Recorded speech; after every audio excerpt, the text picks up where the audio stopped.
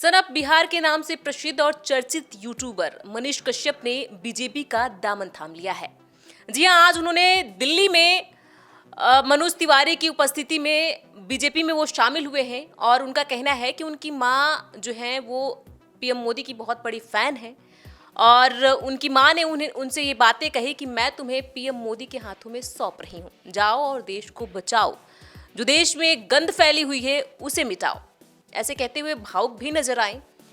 उनकी कुछ पीछे की वीडियो है जिसमें वो ये भी कहते हैं, जब उनसे पत्रकार पूछता है कि क्या आप तेजस्वी की पार्टी में शामिल हो जाएंगे, तो वो कहते हैं कि तेजस्वी जी आए और हाथ फैला के मुझसे कहें कि मनीष जी हम दोनों मिलकर देश को बिहार को आगे बढ़ाएंगे तो मैं शामिल हो जाऊंगा। ऐसे उनके बहुत सारे वीडियो हैं जो अब वायरल हो रहे हैं बीजेपी में शामिल होने के बाद।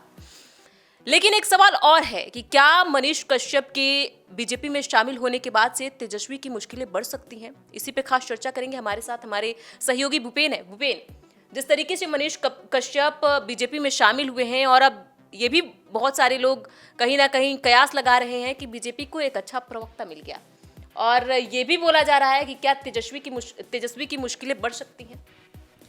कहीं ना कहीं तेजस्वी यादव की मुश्किलें बढ़ने की जो आप बात कर रही हैं, तो बीजेपी का ये प्रयास और ये कोशिशें हमेशा से रहती है कि कोई ऐसा नेता हो जो लालू परिवार और लालू यादव के शासनकाल को लेकर क्रिटिसाइज करे और उसका भाषा बहुत सख्त हो और तल्ख हो। हो सकता है, हो नहीं सकता। मनीष कश्यप तो यूट्यूबर रहे हैं, ज़मीन पे घूम घूम के बिहार में कई ऐसे इश्यूज़ मुद्दे को उन्हीं काम को करते करते वो एक गलत मैसेज मिस इन्फॉर्मेशन दे रहे थे, जिसके तहत उन पे आरोप लगा था और कई महीनों तक वो जेल में भी रहे हैं। जो जेल के बाद आए तो अब 9 महीने तक जेल में रहे और जेल से आने के बाद आज बीजेपी में शामिल हो गए। और जहाँ तक सवाल रहा कि तेजस्वी यादव की मुश्किलें बढ़ सकती है, तो बिल्कुल नए तरीके से राजनीति करने वालों के लिए बिहार लोकतंत्र का जननी रहा है एक तरीके से कहा जाए तो। और वहाँ पे हमेशा नए नए चेहरों को मौका दिया गया है। चिराग पासवान हो, कन्हैया कुमार हो, पप्पू यादव भी आज निर्दलीय, कल उनके यहाँ पूर्णिया में वोटिंग चुनाव भी होना है दूसरा चरण का, उसको लेकर भी। तो तेजस्वी यादव के लिए हो सकता है कि एक समानांतर जो नई लीडरशिप कह लें, वो व्यक्तिगत तौर पे मनीष कश्यप के पास एक बड़ी अब संगठन और पार्टी और उसके वो नेता और प्रवक्ता के रूप में जाने जाएंगे। तो एक तरह से तो कह सकते हैं कि हाँ, तेजस्वी यादव पे काउंटर करने के लिए एक और प्रवक्ता बीजेपी को मिल गया है। बिल्कुल। मनीष कश्यप का एक वीडियो खूब वायरल हुआ था कि जब जेल से आएंगे तो 1 महीने के अंदर तेजस्वी की सरकार गिरा देंगे। हालांकि उन्होंने नहीं गिराया, लेकिन सरकार गिर गई। उसके बाद से वो वीडियो फिर वायरल हुआ। तो क्या फिर से तेजस्वी के लिए एक कह सकते हैं, जैसे कि आपने कहा कि एक मुहरा लेके आ गई है बीजेपी और सामने रखेगी, और अब थोड़ा सा तेजस्वी को दिक्कत हो सकता है, क्योंकि आजकल के अगर तेजस्वी की भाषा को देखें तो बड़े ही प्यार से बोलते हैं, लेकिन रौदते रहते हैं विपक्ष को, जो उनके सामने जो पार्टियां हैं उनको। नीतीश कुमार के लिए हालांकि कुछ नहीं बोलते हैं, लेकिन क्या तेजस्वी के सामने ये चुनौती खड़ा हो सकता है, ये भी एक सवाल है। अब थोड़ा सा मनीष कश्यप के बारे में बात करते हैं, क्योंकि चर्चा आज मनीष कश्यप पे ही हो रही है। उन्हें चुनाव लड़ने के लिए वो बार बार बोल रहे थे, जब से वो जेल से बाहर आए थे। उनसे लोग सवाल पूछ रहे थे कि क्या आप बीजेपी में शामिल होंगे। हालांकि वो सीधे तौर पर नहीं बोल रहे थे, वो सोच रहे थे। जो कयासें लगाई जा रही है, जो बातें चर्चाएं हो रही हैं, जो राजनीतिक विशेषज्ञ जो बता रहे हैं कि वो चाह रहे थे कि कोई उनको टिकट दे इस लोकसभा चुनाव में, लेकिन टिकट कहीं से नहीं मिला। तो उन्होंने निर्दलीय चुनाव लड़ने के लिए भी बातें कही और चनपटिया से वो चुनाव भी लड़ना चाहते थे। अब उनका कहना है कि वो लोकसभा चुनाव इस बार उन्हें कहीं से भी सीट की जरूरत नहीं है, वो चुनाव नहीं लड़ेंगे, बीजेपी जो भी कहेगी वो करेंगे। तो क्या आने वाले समय के लिए जो 2025 में जो विधानसभा चुनाव होने हैं बिहार में, उसके लिए क्या बीजेपी ने, क्योंकि मनोज तिवारी ने जब वो जेल गए थे, उसके बाद से जब वो बाहर आए थे तो मनोज तिवारी उनके घर गए थे, उनसे मिले थे और बाकायदा उनसे बोले थे कि हमारे इस बच्चे के साथ गलत हुआ है, बीजेपी इसके साथ है, हम आपके साथ खड़े हैं। बिल्कुल। लोकसभा चुनाव के बाद अगर देश में किसी चुनाव की सबसे ज़्यादा अगर चर्चा होगी तो वो बिहार विधानसभा चुनाव की ही होगी। लोकसभा चुनाव के नतीजे चाहे जो भी आए, जो भी हवा बयार अभी चल रहा है, लेकिन बिहार विधानसभा चुनाव में तेजस्वी यादव के पक्ष में अभी से लोग आकलन लगाते हैं कि तेजस्वी यादव अब एक स्थापित लीडर बन चुके हैं, एक जननेता और एक राजनेता। जो भीड़ उनके सभा और रैलियों में दिखता है, जहाँ तक अब बात कर रही हैं कि मनीष कश्यप के आने से तेजस्वी यादव को किन किन फ्रंट पे खतरा हो सकता है। तो सबसे बड़ी बात है कि एक अच्छा प्रवक्ता बीजेपी को मिल सकता है अगर शब्दों का सही से चयन करे तो। नहीं तो कितने गाली और अपशब्दों का प्रयोग करने वाले देश भर में भरमार नेता है। तो उम्मीद करेगा बिहार और बिहार की जनता भी कि एक पढ़ा लिखा इंजीनियर है, मनीष कश्यप पेशे से इंजीनियर भी रह चुके हैं, पढ़ाई किया है उन्होंने, तो अच्छे शब्दों का चयन करें, बिहार में एक अच्छी सकारात्मक राजनीति की कोशिश करें। बिहार हमेशा इन सब चीज़ों के लिए बाहें फैलाकर खड़ा रहता है कि कोई भी नेता आए। अभी प्रशांत किशोर भी घूम रहे हैं गांव-गांव, वो भी जन स्वराज एक यात्रा लेके निकले हुए हैं। मनीष कश्यप जिस तरीके से उनकी जो भाषा शैली है उससे तेजस्वी यादव को फर्क पड़ेगा कि नहीं पड़ेगा, लेकिन तेजस्वी यादव आप देखेंगे कि अभी जिन शब्दों का या जिस तरीके से वो आचरण दिखा रहे हैं विपक्षियों के लिए, वो एक एस्टैब्लिश नेता होने का गुण जो है उनमें आ चुका है। तो वो मुकाबला देखना दिलचस्प होगा कि बिहार विधानसभा में बीजेपी इनको विधायक का टिकट देती है या उससे पहले ही, सूत्रों के हवाले ये भी खबर आ रही है कि उससे पहले ही डील हो चुका है। हो सकता है कि मनीष कश्यप को एमएलसी बनाया जाए कि 2020 में उन्होंने चनपटिया से चुनाव भी लड़ा था, हालांकि वो हार गए थे। बिल्कुल, वो निर्दलीय उस वक्त चुनाव लड़े थे। और मनीष कश्यप ऐसा नहीं है कि मनीष राजनीति कश्यप में शुरू अभी से ही आजमाते रहे हैं अपने आप को, क्योंकि उनकी फैन फॉलोइंग और यूट्यूब पे देखी जाए तो मिलियंस बिलियंस फॉलोअर्स हैं उनके, फैन फॉलोइंग बहुत अच्छी है। हालांकि जेल में जाने से उनकी छवि थोड़ी सी बिगड़ गई जब एक वीडियो वायरल हुआ था। आरोप प्रत्यारोप का दौर चलते रहा है कि जब उन्होंने तमिलनाडु में माइग्रेंट लेबरर्स पे वो वीडियो बनाया, उसमें अब पुलिस ने तहकीकात किया, कई तरह के उन पे आरोप लगे, कई धाराओं के साथ उन पे केस हुआ। लेकिन उसके बाद जब वो जेल से बाहर अभी निकले हैं तो बिहार में अब किस तरीके की वो राजनीति करते हैं। आज दिल्ली में जो बीजेपी ज्वाइन तो कर लिए, लेकिन बिहार में वो किस तरीके की किस धैर्य की राजनीति करते हैं, किस ट्रैक पे बिहार को लेके जाते हैं और एक नए नेतृत्व देने की कोशिश करेंगे, ये आने वाला वक्त बताएगा। पश्चिम चंपारण से उन्होंने चुनाव लड़ने का ऐलान भी किया था इस बार कि वो चुनाव लड़ सकते हैं निर्दलीय, लेकिन अब तो बीजेपी में शामिल हो गए हैं तो नहीं लड़ेंगे, जो उन्होंने बताया है, जो उन्होंने आज कहा है।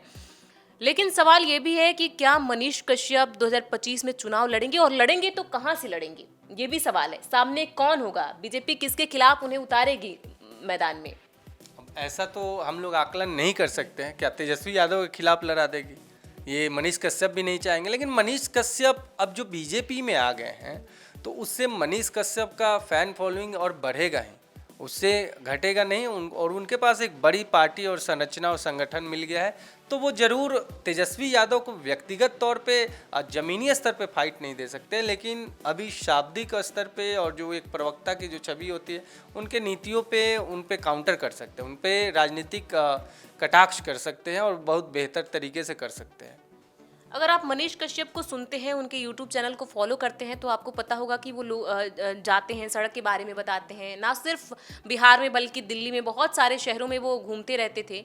हालांकि अभी थोड़ा सा कम हो गया है, अब तो थोड़ा प्रवक्ता बनते नजर आ रहे हैं। जब वो जेल से बाहर निकले थे तो बहुत सारे काउंटर सवाल उनसे ये पूछे जा रहे थे कि क्या आप बीजेपी में शामिल होंगे, क्योंकि वो बीजेपी को लेकर कुछ भी बोलते नजर नहीं आ रहे थे। वो नीतीश कुमार को रौंद रहे थे, वो तेजस्वी यादव के खिलाफ लगातार बातें कर रहे थे, लालू परिवार पर हमला बोल रहे थे, लेकिन बीजेपी के खिलाफ शुरू से ही वो नहीं करते हैं। हालांकि उनका कहना है कि मैं तो योगी के गढ़ में जाके मैं बातें करता हूं, लेकिन बीजेपी में सीधे वार नहीं किया उन्होंने कभी। तो ये कहीं ना कहीं बातें होती रहती हैं। क्या उनके तरफ, बीजेपी की तरफ थोड़ा झुके हुए थे मनीष कश्यप? हालांकि अब तो बीजेपी शामिल ही कर लिए।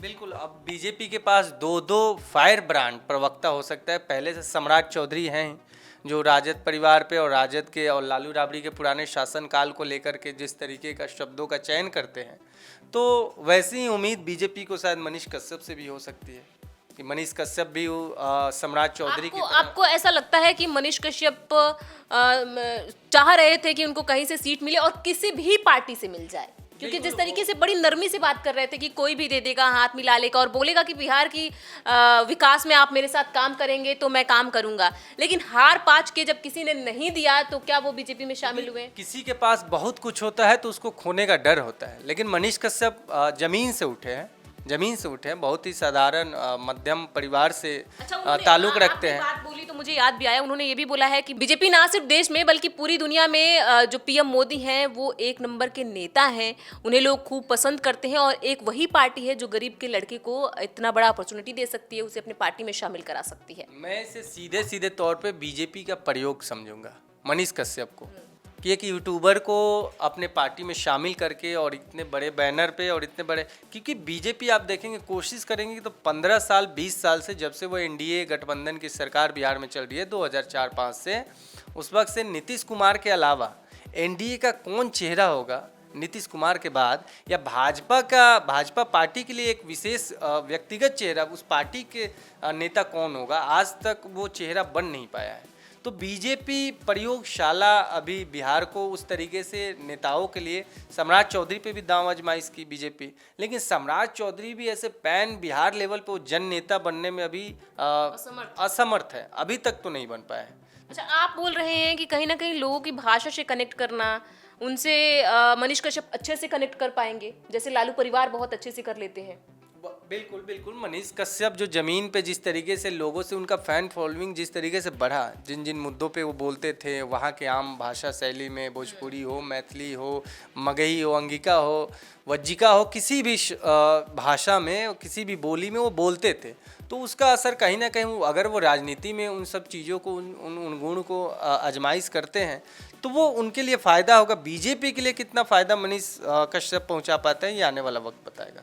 बिल्कुल, ये आने वाला वक्त बताएगा कि बीजेपी के साथ मनीष कश्यप की कोई डील हुई है, या फिर जो मनीष कश्यप जो है वो पीएम मोदी की बहुत बड़ी फ़ैन है और वो चाहती हैं कि पीएम मोदी के साथ उनके बेटे यानी मनीष कश्यप काम करें और देश को और विकसित करें पीएम मोदी के साथ मिलकर, जो कि मनीष कश्यप खुद कहते नज़र आ रहे हैं।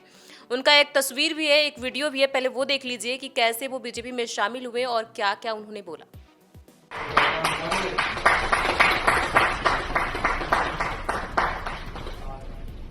क्या कहना चाहेंगे, कैसा लगा? ये सम्मान एक गरीब परिवार के लड़के को जो है वो बीजेपी ही दे सकता है, दूसरी पार्टी नहीं दे सकती है। बिहार में कुछ ऐसी पार्टियां हैं जहां पे अगर सूटकेस भर के आप नहीं लेके जाएंगे तो वो पार्टी जो है वो अपने में ज्वाइन भी नहीं कराती है।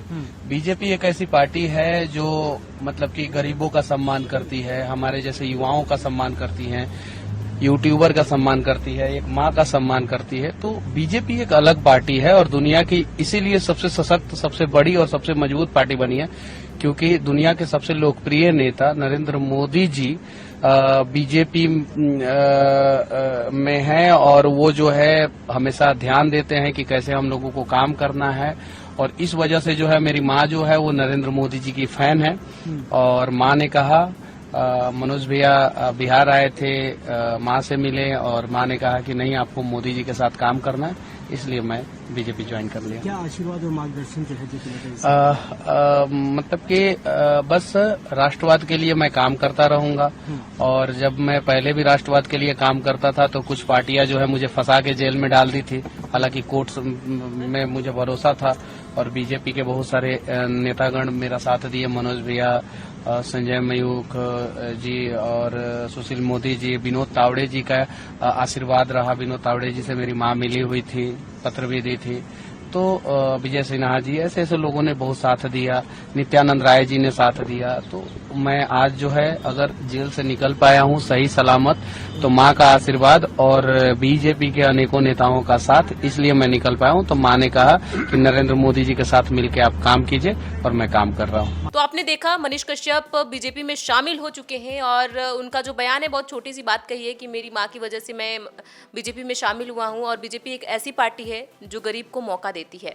ऐसे में आने वाले समय में मैं पीएम मोदी के साथ मिलकर, बीजेपी के साथ मिलकर बिहार को और आगे लेके जाऊंगा, ना सिर्फ बिहार को बल्कि पूरे देश को।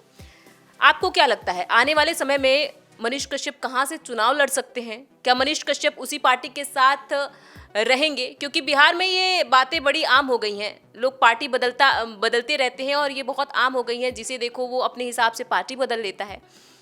तो क्या मनीष कश्यप बीजेपी के साथ ही रहेंगे और आने वाले समय में बीजेपी में क्या वो अपनी जगह सम्राट चौधरी के जैसे बना पाएंगे? ये भी एक बहुत बड़ा सवाल है। आपकी जो भी राय हमें कमेंट बॉक्स में लिख के जरूर बताएं।